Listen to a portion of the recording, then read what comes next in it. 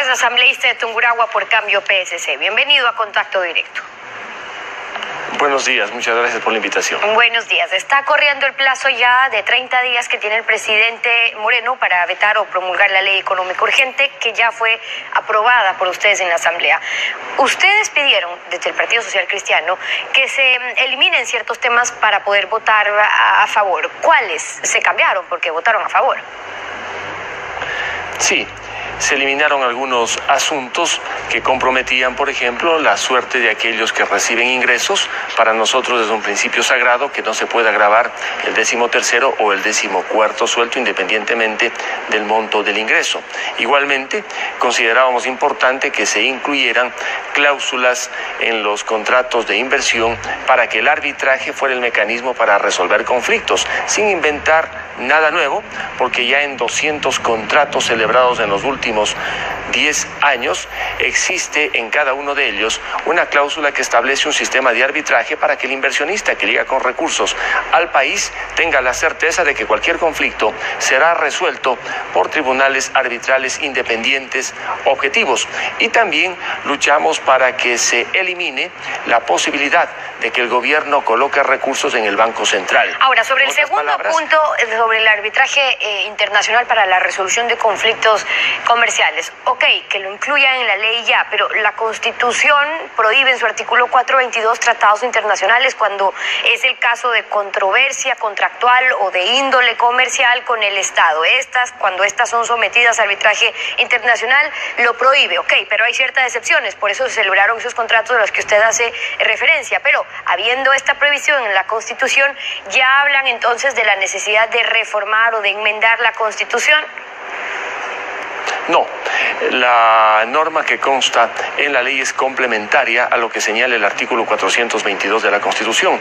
No hay contradicción alguna y por ello es que esas cláusulas arbitrales constan en más de 200 contratos celebrados para obras a nivel petrolero, hidroeléctrico y ahora se ha concretado en la ley de fomento productivo. Pero ya la presidenta de la Asamblea estaba hablando de que era necesario, lo dijo ayer, quizás enmendar la Constitución para lo que respecta a ciertas prohibiciones. Y yo le preguntaba esto porque lo mismo sería para la ley de comunicación como servicio. Independientemente de lo que pongan en la ley o dejen de decir en la ley, si la Constitución lo sigue diciendo, en el caso de la comunicación, que es un servicio público, ¿requiere la necesidad de enmendarse de igual manera? Sí, convendría una enmienda al artículo 422 de la Constitución para que los arbitrajes no tengan tantas limitaciones como tienen, lamentablemente, con motivo de la aprobación del artículo 422 de la Constitución y la interpretación equivocada que muchas veces ha hecho la Corte Constitucional. Sería, por supuesto, un paso adelante, como sería también el modificar la Constitución para que la comunicación deje de ser servicio público y se consagre, como siempre ha sido, un derecho. Esa es una posibilidad que no, digamos, obstruye el hecho de que en la ley de fomento productivo se haya incluido una norma por la cual Chile será la sede de arbitrajes, sea que se apliquen las normas de la ONU, la UNCITRAL o las normas de la Corte de Comercio Internacional de París. Pero si la sede es Chile, ya no existe ningún problema con lo que prescribe la Constitución Política de la República. Pero una reforma estaría bien, no solamente a esa norma, sino a muchas otras para desmontar el aparato estatista que levantó la constituyente de Montecristi y que prácticamente potenció al Estado en perjuicio del ciudadano y de sus derechos. Esos algunos de los puntos que ustedes solicitaban se incluyen en el proyecto.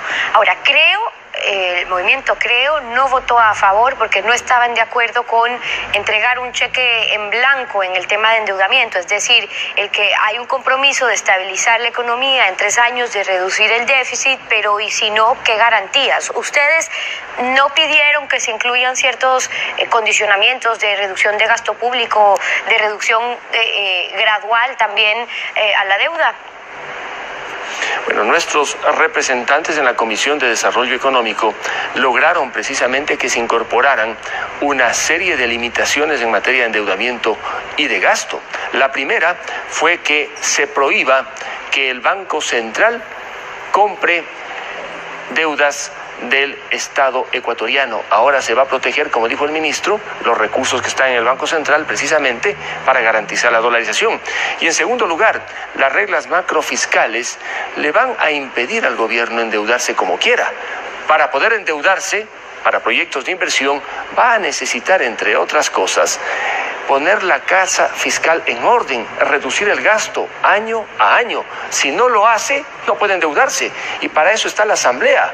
En cada presupuesto que apruebe la Asamblea, habrá que verificar si efectivamente ha habido una reducción del gasto para llegar a un equilibrio fiscal después. Claro, ahí está la diferencia de qué hacen en este lapsus. Por ejemplo, planteaban el que en cada aprobación presupuestaria se transparente el servicio de deuda o que se cree un fondo de estabilización en el presupuesto o un plan de convergencia para regresar a ese 40% del techo de la deuda. Es decir, buscar los mecanismos para garantizar de que más allá de que digan la ley, de que esa sea la intención del gobierno, realmente se pueda cumplir, porque si no es dejar la llave abierta por los próximos 3 años para que se sigan endeudando. Sí, por ello que quede claro, nosotros no le hemos dado un cheque en blanco al gobierno. Las reglas están claramente establecidas. Si no reduce el gasto año a año, no puede endeudarse. Y para eso la Asamblea deberá en el presupuesto verificar si efectivamente ha habido una reducción de los gastos. Pero lo otro, en cambio, no aprobar el proyecto o abstenerse, llevaba a que el país entre en un caos económico y financiero, porque no hubiera habido recursos nuevos para que se pueda atender las necesidades fiscales. Tampoco hubieran aparecido los incentivos y el entorno positivo jurídico favorable para que haya inversión que genere empleo y trabajo. Nosotros tenemos una obligación con el país, con el Ecuador. ¿Cuántos maestros jubilados están a la espera de que se les pague sus jubilaciones? Si no se aprobaba esta ley, ellos no hubieran cobrado. Por esa razón votamos.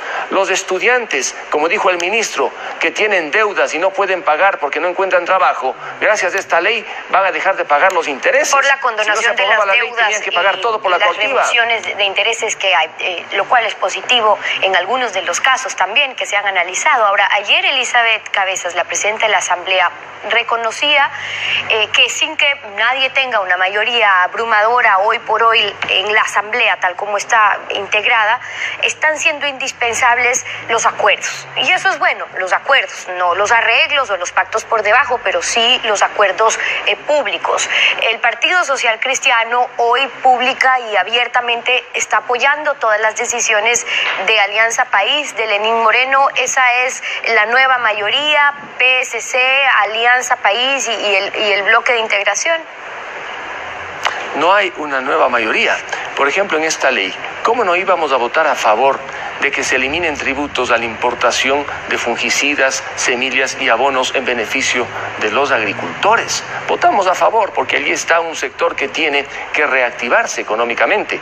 ¿Cómo no íbamos a votar a favor de que existan los incentivos para que haya una inversión de cerca de 9.000 millones de dólares en el país que genere empleo y trabajo? Pero en lo que no estamos de acuerdo votamos en contra. Inclusive muchas de las votaciones superan los 95 votos y allí suelen estar algunos que dicen llamarse completamente opositores al proceso de reactivación económica. Lo importante es pensar en el país. No es el momento de mayorías a favor del gobierno, en contra del gobierno. Del Ecuador es que hay un desorden fiscal. No le dejaron al gobierno la mesa servida.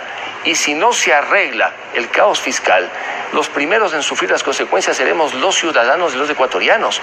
Por eso, primero el Ecuador, primero el empleo y el trabajo. Mire usted, en la ley que se debatió no se incluyó un beneficio para quienes fabrican carrocerías en Tungurahua. Pero yo voté a favor, pero tengo la expectativa de que en el veto se incluya porque están 9.000 plazas de trabajo en Tungurahua también en riesgo si no hay beneficios para nuestros productores. Hay que esperar a ver también qué llega con el veto y la decisión del presidente ahora en manos del Ejecutivo ese proyecto. Luis Fernando Torres, asambleísta por Cambio PSC. Gracias por venir a Contacto Directo. A usted. 7:32. Vamos a una pausa.